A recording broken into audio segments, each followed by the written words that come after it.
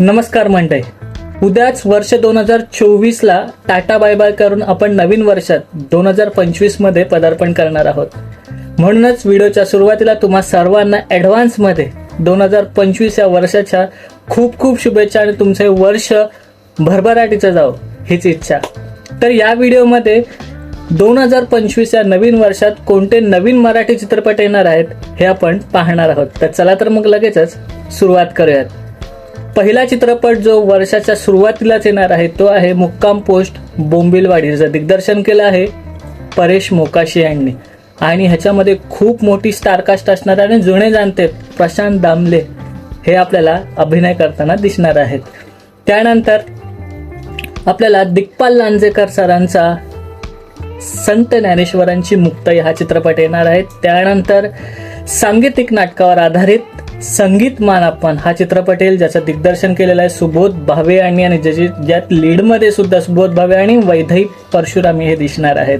त्यानंतर first class Dabhade हा चित्रपट येईल, ज्याचं दिग्दर्शन मला वाटतं की हेमंत धोमे यांनी केलेलं आहे आणि ज्यात सिद्धार्थ चांदेकर आणि क्षितिज ओक असे हे कलाकार दिसणार आहेत. त्यानंतर जिलबी नावाचा चित्रपट येणार आहे, ज्यामध्ये स्वप्नील जोशी आणि प्रसाद ओक हे आपल्याला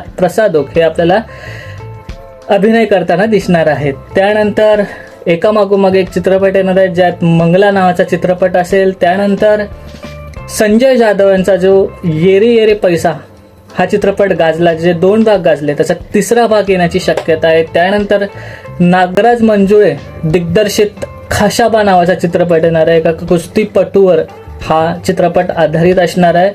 त्यानंतर रवी जाधव यांचा छत्रपती शिवाजी महाराज यांच्या बालपणावर आधारित एक चित्रपट येणार आहे. त्या चित्रपटामध्ये आकाश ठोसर हे अभिनय करताना दिसणार आहे. आणि आत्ता जो चित्रपट लागलेला आहे धर्मरक्षक महावीर छत्रपती संभाजी महाराज ह्याचाही दुसरा भाग येणार आहे असं प्रोड्युसर्सनी सांगितलेलं आहे. वर्षाच्या शेवटी 2025च्या शेवटी हा चित्रपटाचा दुसरा भाग येणार आहे असंही सांगण्यात आलेलं आहे. आणि अजूनही चित्रपटाची फौज आहे मराठी चित्रपटांची, जे अजून अनाऊन्स झालेले नाही आहेत. तर ह्यापैकी कोणता चित्रपट तुम्हाला असं वाटतं की खूप चालेल आणि बॉक्स ऑफिसवरती सर्वात जास्त गल्ला करून देईल, असा चित्रपट कोणता तुम्हाला वाटतं ते नक्की सांगा.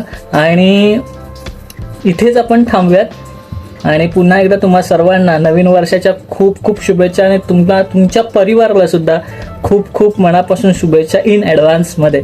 तर पुढच्या व्हिडिओमध्ये आपण भेटूच एखाद्या बॉक्स ऑफिस कलेक्शन किंवा रिव्ह्यूमध्ये. तोपर्यंत आपलं यूट्यूब चॅनल पिक्चर प्लॅटफॉर्म पाहत राहा आणि स्वतःची काळजी घ्या.